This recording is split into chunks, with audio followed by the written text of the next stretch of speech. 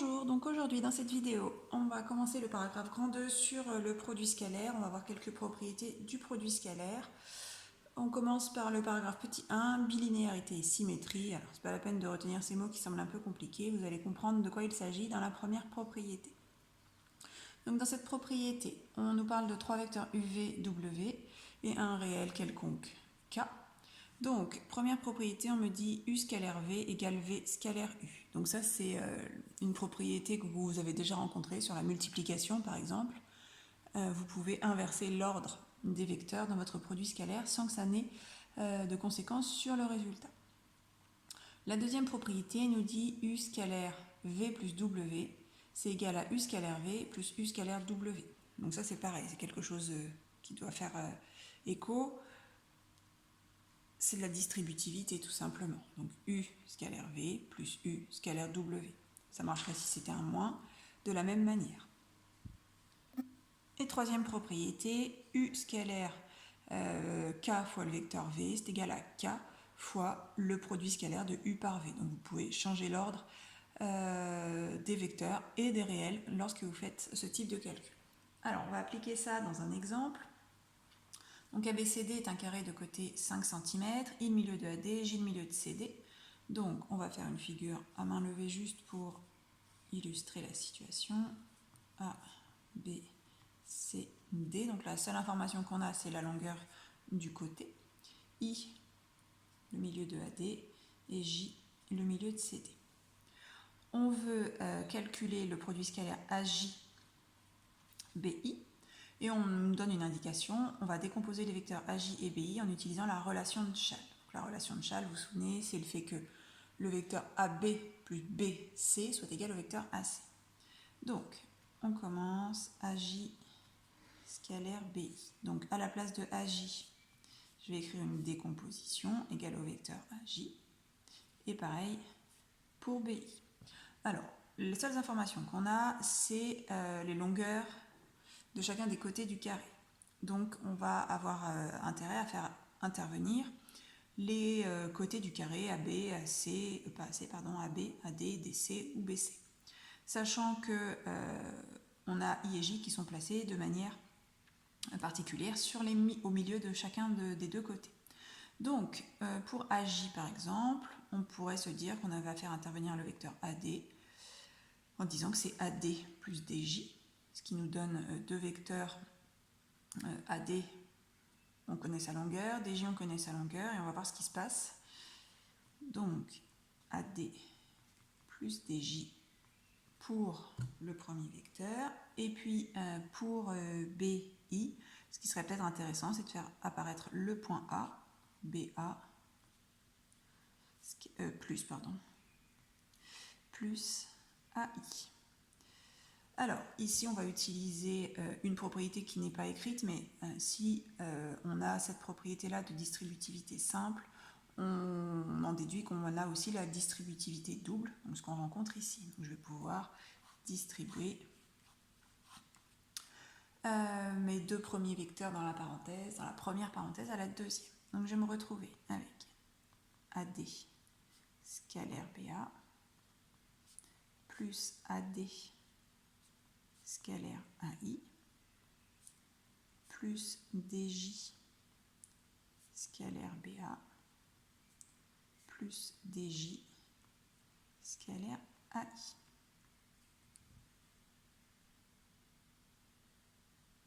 Alors, on regarde attentivement chacun des produits scalaires. Donc, AD scalaire AB. Donc, AD, il est là, scalaire BA, pardon. AD est là, BA est là. Donc, comme on est dans un carré, on sait que ces deux vecteurs sont perpendiculaires, sont orthogonaux.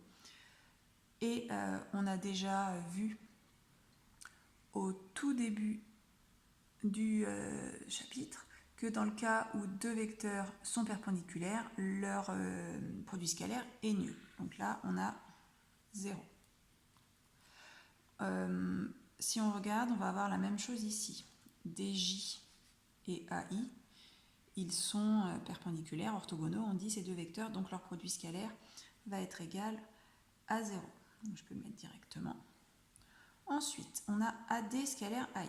Donc AD scalaire AI. Donc là, on constate que ces deux vecteurs sont collinéaires et de même sens. Donc on a vu que lorsque les vecteurs étaient collinéaires et de même sens, le produit scalaire est égal au produit de leur norme. Donc la norme de AD fois la norme de AI, ce qui correspond à la longueur AD et à la longueur AI. On fera les calculs ensuite. Dernier produit scalaire, DJ scalaire BA. Donc là, on a deux vecteurs collinéaires, ils sont parallèles, mais par contre, ils sont de sens contraire cette fois-ci. Donc là, on a vu que dans ce cas-là, leur produit scalaire était égal à moins le produit de leur norme. Donc ici, ce serait mieux que je mette un moins. La norme de DJ fois la norme de BA. Donc là, on a fait le plus difficile. Maintenant, il me reste juste à remplacer les normes par les valeurs correspondantes. Donc 0 et 0, j'y touche plus. Donc la norme de AD, c'est la longueur AD, c'est un côté du carré. 5. La norme de AI, donc le vecteur AI, il est ici. Sa longueur, c'est la moitié du côté, donc 2,5. Moins la norme de DJ, c'est la même chose. 2,5 fois la norme de BA, donc la longueur BA c'est 5. Il me reste à faire le calcul, donc là on voit bien qu'on va obtenir 0. Donc le produit scalaire des vecteurs AJ et BI est égal à 0. Alors qu'est-ce qu'on peut en déduire? Quand est-ce qu'un produit scalaire est égal à 0? Donc ça c'est pareil, on l'a déjà dit, ça arrive quand soit un des deux vecteurs est nul, donc ici évidemment ce n'est pas le cas, les vecteurs AJ et BI ne sont pas nuls. Ça arrive aussi si les deux vecteurs sont de direction perpendiculaire. Donc ici, on voit bien que c'est la seule possibilité. Donc les vecteurs BI et AJ sont perpendiculaires. Donc on va les tracer. Ça c'est BI, AJ.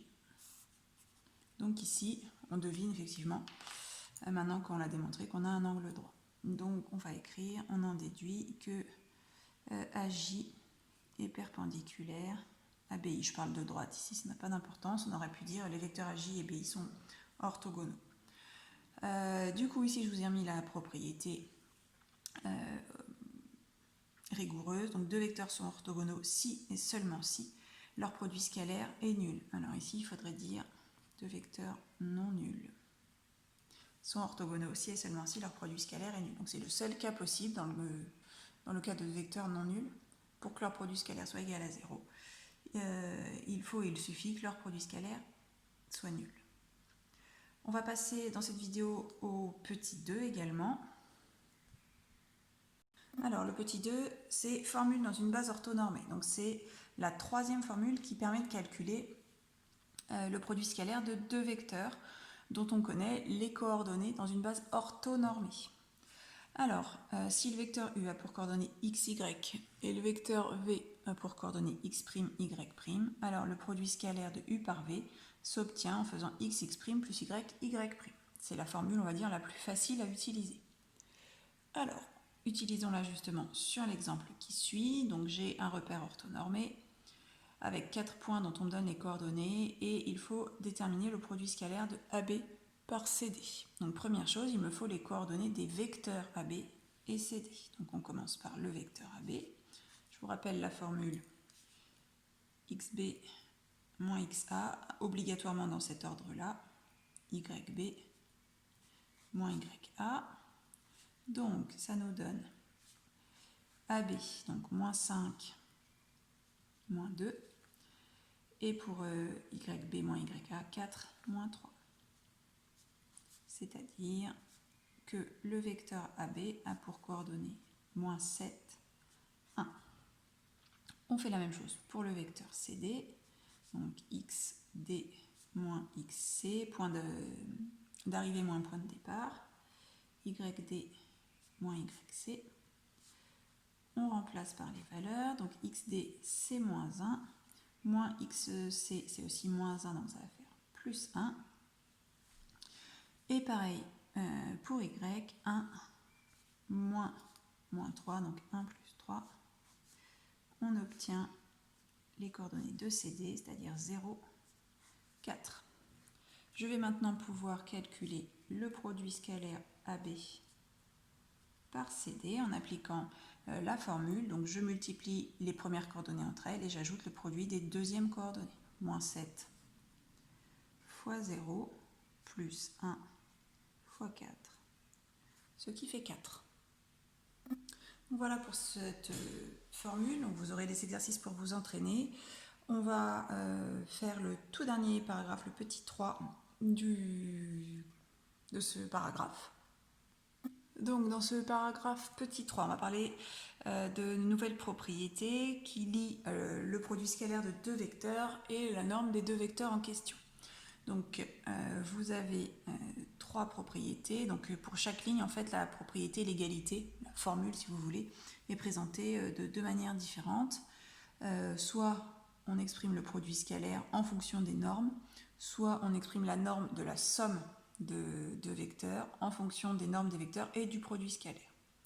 Ici c'est la même chose, sauf que ce ne sera plus en fonction de la somme des deux vecteurs, mais de la différence des deux vecteurs. Donc on utilisera l'une ou l'autre selon les situations. Et cette dernière propriété ressemble à une identité remarquable, la troisième identité remarquable, a plus b facteur de a moins b. Eh bien c'est la même chose, sauf que ici, u scalaire u, c'est ce qu'on appelle le carré scalaire de u qui se note comme ça. Alors on va appliquer une de ces formules à notre exemple. Donc on me donne un triangle ABC, dont j'ai la longueur des côtés, et il faut calculer AB scalaire AC. Ici, parmi toutes les formules qu'on a vues, celle avec le cosinus, ça va être compliqué, puisqu'on n'a aucun angle, et il nous faut forcément connaître un angle pour s'en sortir. Bon, le triangle est quelconque, a priori, donc c'est compliqué. Le projeté orthogonal, c'est pareil, ça va être un petit peu compliqué parce qu'on n'a pas d'informations sur les hauteurs ou sur des éléments qui seraient perpendiculaires. On n'est pas dans un repère. Donc il nous reste ces formules-là, puisqu'en fait on a plein de longueurs, donc plein de normes de vecteurs. Donc on va partir sur ces formules. Donc comme ici je veux calculer le produit scalaire de deux vecteurs, je vais partir sur la première ou la deuxième. Alors ce qui va me décider sur le choix de la première ou la deuxième, c'est le fait que dans la première, je dois connaître la norme du vecteur somme, alors que là c'est la norme du vecteur différence. Donc au brouillon, si je fais AB plus AC, c'est une somme que je vais avoir du mal à réduire, puisque là je ne peux rien faire. Ça peut arriver que ce soit facile, si là et là vous avez le même point, vous allez pouvoir faire châle et du coup ça va vous donner un seul vecteur. On va voir si ça marche mieux avec la différence. Donc là j'ai AB moins AC. Donc déjà ma soustraction, je peux la transformer en j'ajoute l'opposé, donc AB plus CA. Alors ça a priori ça paraît pas mieux, sauf que si vous inversez vos deux vecteurs, ce qu'on a le droit de faire, donc ça fait CA plus AB, là on se retrouve avec une possibilité d'appliquer la relation de châle, ça fait CB.